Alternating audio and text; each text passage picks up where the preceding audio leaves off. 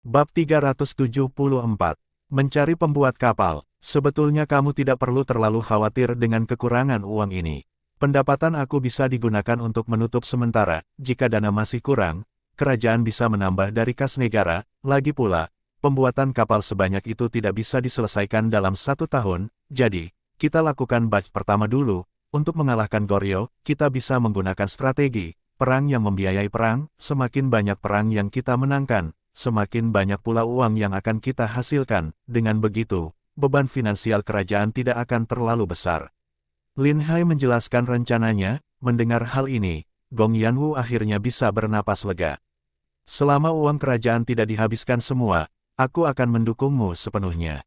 Dulu Gong Yanwu pernah merasakan betapa sulitnya hidup miskin, kas negara selalu kosong. Setiap kali ada masalah yang membutuhkan biaya, dia akan merasakan sangat pusing. Sekarang, setelah bisa hidup nyaman, dia tidak ingin kembali ke keadaan sebelumnya. Haha, aku bukan tipe orang yang suka menghamburkan uang. Dan tentu saja, aku tidak akan menyulitkan kerajaan. Terlebih lagi, setelah musim semi tahun depan, kita bisa menaklukkan seluruh Tibet. Dengan merampas kekayaan keluarga bangsawan mereka, setidaknya kita bisa mendapatkan beberapa juta tael. Lin Hai tertawa. Baiklah, aku akan mengikuti rencanamu. Urusan pembuatan kapal perang aku serahkan padamu, dan aku akan mengangkatmu sebagai laksamana angkatan laut, untuk memimpin seluruh armada Daxia. Semua hal yang berkaitan dengan angkatan laut, kamu yang akan berkuasa penuh. Aku beri kamu hak untuk bertindak terlebih dahulu sebelum melapor. Terima kasih banyak. Dengan dukunganmu, aku yakin bisa membuat Daxia menjadi lebih kuat. Pada akhirnya, akan tiba waktunya Daxia menerima penghormatan dari berbagai negeri. Lin Hai merasa sangat bersemangat saat ini. Sebenarnya, akulah yang harus berterima kasih pada kamu. Jika bukan karena kamu, mungkin aku masih ditekan oleh para pejabat korup, dan rakyat Daxia pasti akan menderita akibat peperangan. Kata Gong Yanwu, ada satu hal penting lagi yang ingin aku diskusikan denganmu. Masalah terbesar dalam membangun kapal sekarang adalah para pekerja senior sudah sulit ditemukan. Pekerja yang ada sekarang hanya bisa membuat kapal kecil dan menengah. Aku berencana untuk pergi mencari para pekerja tua yang berpengalaman dalam membuat kapal besar. Tidak boleh ada kelalaian dalam pelayaran di laut. Jika kapal yang dibuat tidak cukup kokoh, ribuan orang bisa tenggelam di laut. Kita tidak boleh membiarkan hal itu terjadi, kata Lin Hai. Gong Yanwu tampak enggan berpisah. Setelah bisa sering bersama, kini mereka harus berpisah lagi. Sekarang musim dingin begitu dingin. Bagaimana kalau menunggu sampai kita selesai menaklukkan Tibet tahun depan, saat cuaca lebih hangat, baru kamu pergi mencari mereka. Pembangunan angkatan laut tidak bisa diselesaikan dalam semalam, jadi tidak perlu terburu-buru. Gong Yanwu mencoba membujuknya. Tidak bisa, sebenarnya waktu kita sudah sangat mendesak. Sejak kita mengalahkan Tibet, musuh di sekitar kita menjadi sangat waspada terhadap Daxia. Saat ini, mereka sudah bersekutu dan membentuk aliansi. Jika kita berperang lagi, kemungkinan besar kita akan menghadapi pasukan gabungan musuh. Jika Goryeo juga mengirim pasukan dan menyerang dari belakang, maka kita akan berada dalam masalah besar. Tahun depan, kita harus sudah bisa membuat beberapa kapal perang yang siap tempur untuk menahan Goryeo di lautan. Ekspresi Lin Hai sangat serius. Ia merasa bahwa Goryeo sudah terlalu tenang akhir-akhir ini, yang tidak seperti biasanya. Pasti mereka sedang mempersiapkan sesuatu dengan sangat serius dan mungkin akan menyerang Daxia kapan saja. Baiklah, tapi kalau kamu pergi, pastikan untuk cepat kembali. Aku sungguh tidak ingin berpisah darimu sekarang. Gong Yanwu berbaring di pelukan Lin Hai, dengan wajah yang terlihat memelas. Kamu tidak boleh hanya menikmati hidup yang nyaman sekarang. Jika kita tidak segera menghancurkan musuh, cepat atau lambat mereka akan menjadi masalah besar. Sekarang kita berpisah agar di masa depan kita bisa hidup bersama selamanya. Lin Hai membujuknya. Baiklah. Jika kamu sudah berkata begitu, maka aku tidak akan menahanmu lagi. Tapi kali ini, pastikan kamu membawa lebih banyak pengawal untuk melindungimu. Aku tidak ingin ada bahaya apapun yang menimpamu. Gong Yanwu memperingatkan. Baik, aku akan membawa 500 prajurit elit. Di dalam wilayah Daxia tidak akan ada masalah apapun. Lin Hai tersenyum. Ia hanya pergi untuk mencari orang. Bahkan jika bertemu perampok, ia bisa mengalahkan mereka semua dengan mudah. Bahkan jika perampok itu 10 kali lebih banyak, mereka tetap tidak akan bisa menandingi tentara yang terlatih. Setelah mereka berbagi momen hangat, Lin Hai pun pulang ke rumah. Ia memerintahkan Yu Huasi untuk memilih pengawal dari militer. yang akan melindunginya di sepanjang jalan. Mendengar bahwa mereka akan pergi mencari pekerja, Yu Huasi pun tertarik. Ia langsung mendatangi Lin Hai. Kaji ini aku akan menemanimu, menjadi pengawalmu di sepanjang jalan. Dengan aku di sini, tidak akan ada bahaya apapun, kata Yu Huasi dengan penuh keyakinan. Kamu baru saja menikah, bukankah seharusnya kamu menemani istrimu di rumah, daripada ikut denganku kemana-mana? Lin Hai tertawa. Beberapa hari terakhir ini aku sangat bosan, selalu ada orang yang menunggu di depan rumahku. Ketika tidak ada hal penting, aku malas untuk keluar rumah, jadi ini kesempatan bagus untuk pergi bersamamu dan menyegarkan diri. Yu Huasi tampak sangat kesal dengan situasinya saat ini. Tidak bisa, kamu harus tetap di ibu kota. Pertama, untuk menemani istrimu dan melindunginya. Kedua, urusan melatih pasukan tidak boleh tertunda. Begitu musim semi tiba, kita harus segera mengirimkan pasukan, dan sebelum Tibet sempat bereaksi, kita harus menghancurkan mereka. Kata Lin Hai, baiklah, aku akan menuruti perintahmu. Tapi jangan terlalu lama di luar, tanpamu di ibu kota, rasanya kurang menyenangkan. Yu Huasi menghela napas panjang. Sejak ia menjadi Panglima Tentara Utara, banyak teman lamanya yang sangat menghormatinya sekarang. Ia merasa kehilangan suasana akrab seperti dulu. Satu-satunya orang yang masih bisa diajak berbincang dengan bebas hanyalah Lin Hai. Selama semuanya berjalan lancar, aku akan segera kembali. Musim dingin ini sangat dingin, aku tidak ingin kedinginan di luar. Lin Hai mengatur semua urusan di ibu kota. Urusan bisnis diserahkan kepada Lin Ruoxue dan Putri Chen Xi. Tidak ada masalah sama sekali. Beberapa hari kemudian, Wang Dayong membawa berita. Mereka menemukan beberapa informasi tentang pembuat kapal yang dicari. Namun, orang-orang itu menyembunyikan identitas mereka dan sepertinya tidak berencana untuk kembali bekerja sebagai pembuat kapal. Mencari mereka bukanlah hal yang mudah. Lin Hai justru sangat senang mendengar hal ini. Biasanya, orang-orang yang benar-benar memiliki keterampilan hebat akan menyembunyikan identitas mereka setelah berhenti bekerja. Mereka tidak ingin terlibat dengan pekerjaan sebelumnya lagi. Lin Hai segera berangkat bersama timnya untuk mencari para pekerja tersebut. Semua orang menunggang kuda cepat, bergerak secepat mungkin. Tempat yang mereka tuju adalah Jinzhou. Ini adalah tempat pertemuan sungai besar. Penduduk setempat hidup dari air. Sebagian besar dari mereka bekerja sebagai pengangkut barang, sementara yang lain hidup dari menangkap ikan. Setibanya di Jinzhou, Wang Dayong tidak bisa menahan diri untuk bertanya, bagaimana mungkin kita bisa menemukan pekerja yang bersembunyi di tempat sebesar Jinzhou? Ini, pikirkan dengan baik, para pengrajin kapal pasti adalah tukang kayu yang sangat terampil. Kita hanya perlu mencari tahu siapa saja tukang kayu yang pindah ke sini, kata Lin Hai. Bab 375. Geng Macan Hitam. Benar juga, kenapa aku tidak memikirkan cara ini? Cara seperti ini hanya butuh pihak pemerintahan untuk menyelidiki data kependudukan, lalu kita akan bisa menemukan orang-orang tersebut. Aku akan pergi ke kantor pemerintahan sekarang. Minta mereka segera membantu menyelidikinya. Bawa lebih banyak orang ke sana, tidak perlu terlalu merendah. Tunjukkan bukti bahwa kalian dari istana agar mereka mau bekerja sama, kata Lin Hai memberi instruksi. Baik, jawab Wang Dayong. Kemudian dia membawa beberapa orang pergi menuju kantor pemerintahan. Lin Hai meminta yang lain untuk berpencar. Mereka masing-masing mencari tempat tinggal sementara.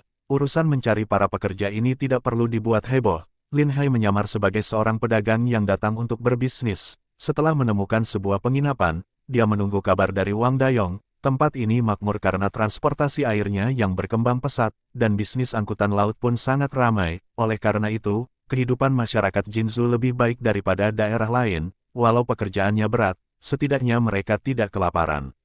Ketika pekerjaan banyak, mereka bisa menyimpan sebagian uang. Di sepanjang kedua sisi jalan, terdapat banyak pedagang kecil. Yang paling banyak adalah penjual ikan. Di tanah, daun bunga teratai digunakan sebagai alas, dan ikan ditaruh di atasnya. Mereka menawarkan dagangannya dengan lantang. Lin Hai berniat mengamati kondisi kehidupan warga di sini. Dia berjalan-jalan di pasar bersama beberapa anak buahnya.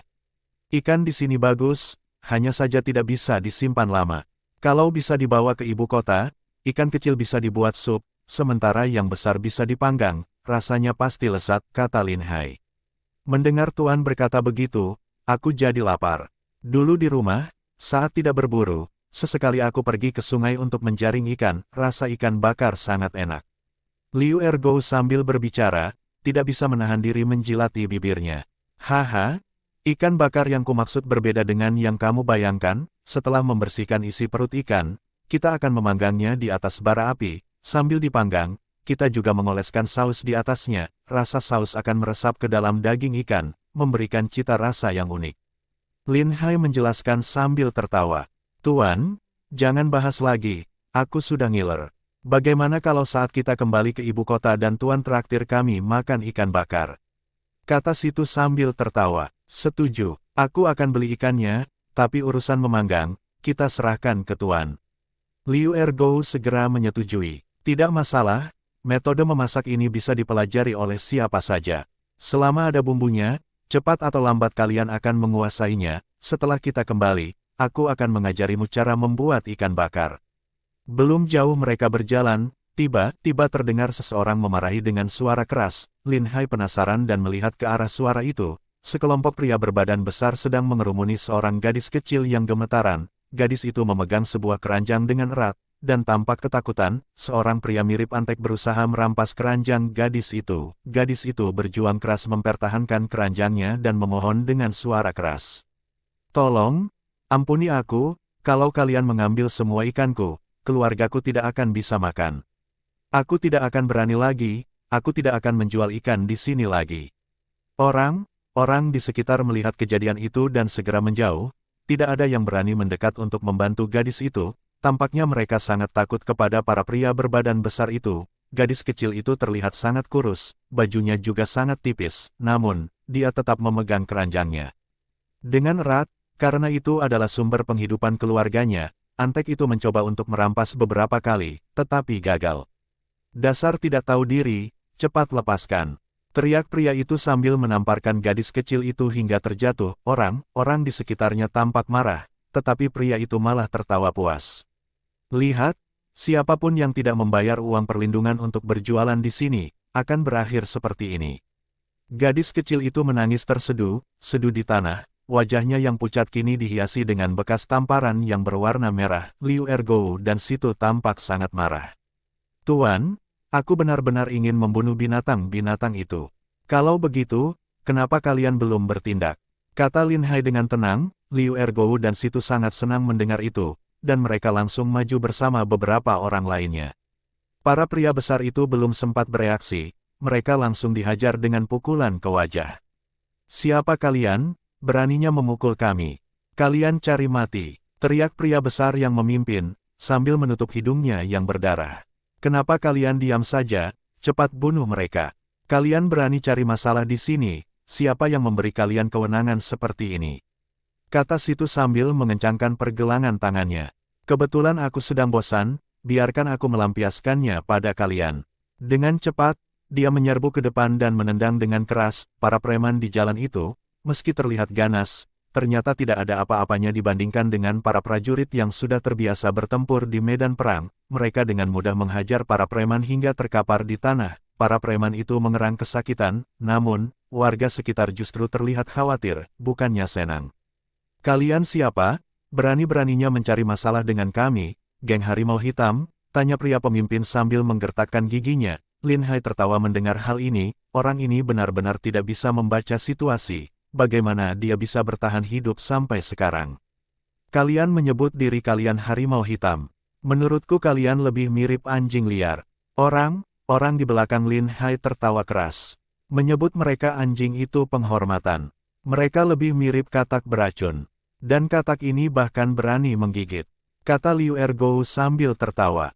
Siapapun kalian, sudah berani mencari masalah dengan kami, maka hidup kalian sudah selesai. Tampaknya geng kalian cukup berpengaruh. Aku ingin melihat apa yang bisa dilakukan geng harimau hitam padaku. Kebetulan aku berencana tinggal di sini untuk sementara waktu. Ayo tunjukkan semua kemampuan kalian, kata Lin Hai dengan santai. Kebetulan dia menemukan mereka. Sekalian saja dia membantu masyarakat menyingkirkan ancaman ini. Memang, di setiap zaman, selalu ada sekelompok parasit yang hidup di atas penderitaan orang lain. Cara terbaik untuk menghadapi mereka adalah menyingkirkan mereka satu persatu. Jangan biarkan orang jahat seperti mereka hidup. Kamu sungguh berani, tunggu saja. Pemimpin preman itu bangkit dan hendak pergi. Tunggu dulu, apakah aku sudah mengizinkanmu pergi? Lin Hai berkata dengan dingin. Liu Ergo dan yang lainnya segera mengepung semua preman. Apa lagi yang kamu inginkan? Apa yang aku inginkan? Kalian memukul seorang gadis kecil tanpa alasan, dan sekarang ingin pergi tanpa memberikan kompensasi. Kalian punya dua pilihan, keluarkan semua uang kalian sebagai ganti rugi, atau patahkan salah satu tangan kalian. Lin Hai menunjukkan aura kekuasaan, para preman itu ketakutan, dan mereka ragu memandang Lin Hai. Mereka merasa bahwa orang ini bukan orang biasa, hanya orang yang berkuasa yang bisa memiliki aura seperti itu. Baiklah, hari ini aku mengaku kalah. Pemimpin preman tahu bahwa jika dia tidak membayar ganti rugi, dia tidak akan bisa pergi. Dia mengeluarkan semua uang yang telah dikumpulkan, berupa tumpukan. Uang koin tembaga, jumlahnya cukup besar, hampir beberapa liang perak. Aku sudah membayar ganti rugi. Sekarang kami bisa pergi, kan? Cepat pergi. Tapi jika aku melihatmu lagi, aku akan menghajarmu lagi. Bab 376. Kolusi. Pemimpin kelompok itu memandang Lin Hai dengan serius. Dia ingin mengingat wajahnya dengan baik. Setelah kembali, dia akan mengumpulkan lebih banyak orang untuk membalas dendam. Namun, Lin Hai malas untuk mempedulikannya. Jika dia bisa memanggil semua preman di sini, justru akan membuat Lin Hai lebih mudah menyelesaikan masalah. Lin Hai mengambil uangnya dan menaruhnya di keranjang gadis itu. Semua uang ini untukmu sebagai ganti rugi. Gunakan untuk membeli obat dan mencari dokter. Kamu begitu cantik, jangan sampai terluka. Gadis itu langsung menolak, aku tidak bisa menerima uang sebanyak ini, sungguh tidak bisa. Kalau sudah diberi, ambil saja, kata Situ ikut membujuk. Lihatlah, cuaca sedingin ini, kamu hanya mengenakan pakaian tipis. Gunakan uang ini untuk membeli baju yang lebih hangat. Betul, ini uang untukmu. Ayo cepat ucapkan terima kasih. Lanjut Situ, terima kasih, Tuan. Gadis itu menjawab, oh ya, siapa sebenarnya orang itu?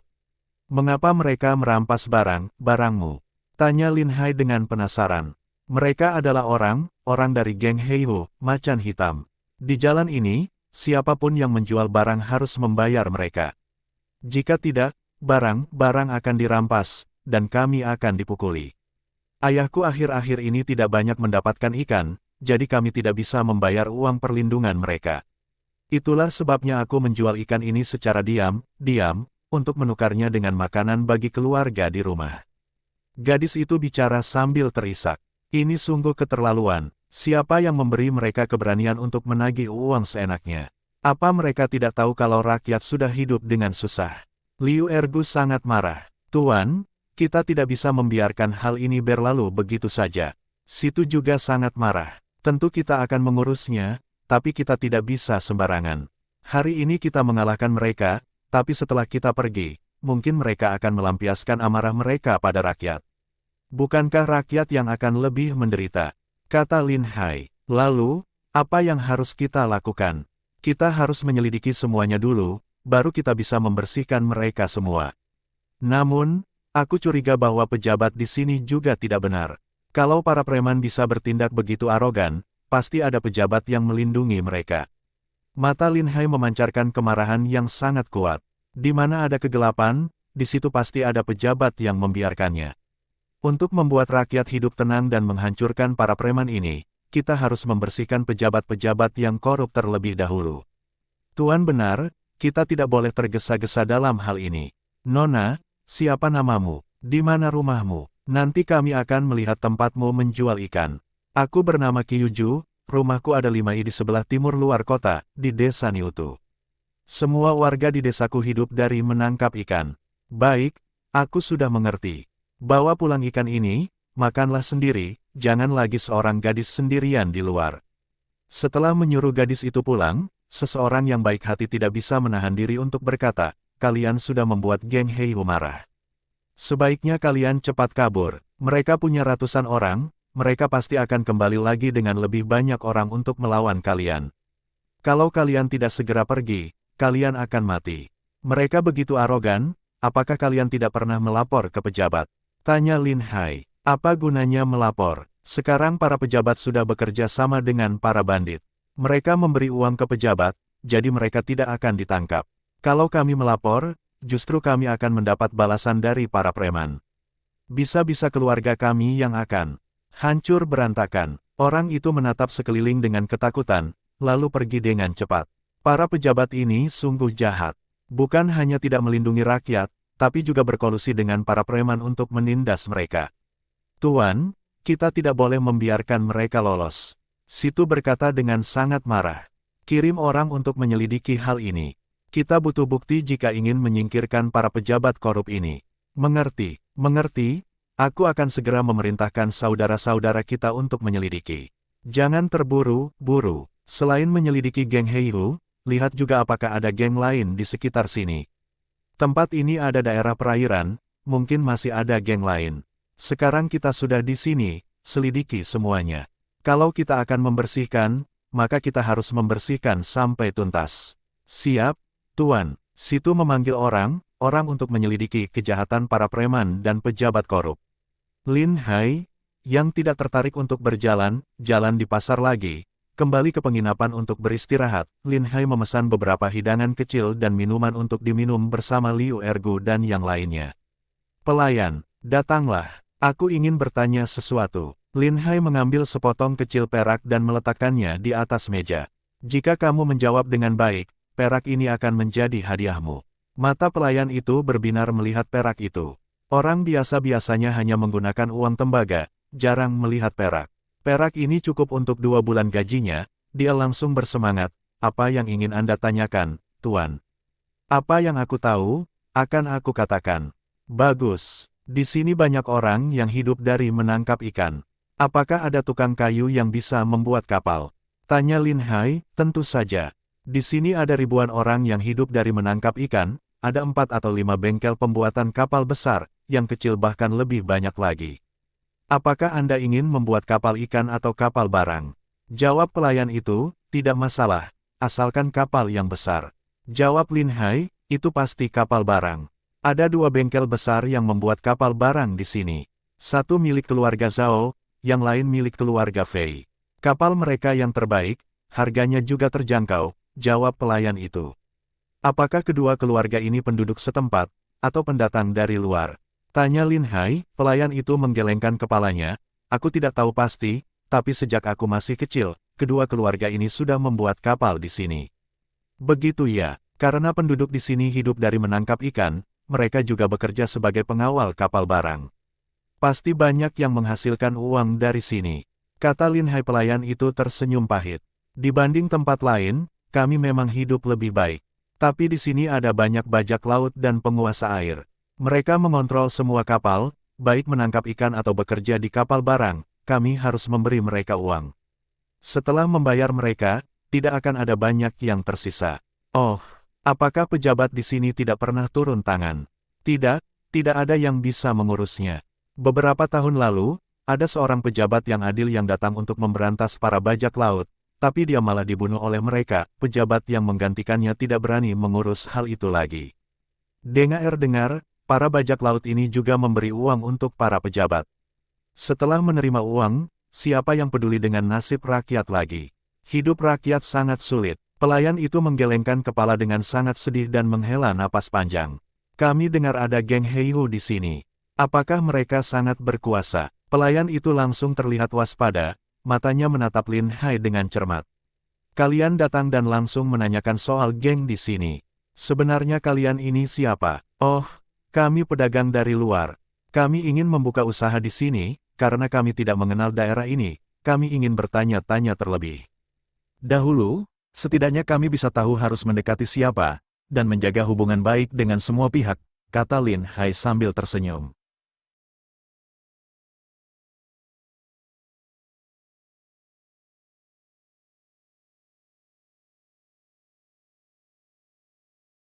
Bersambung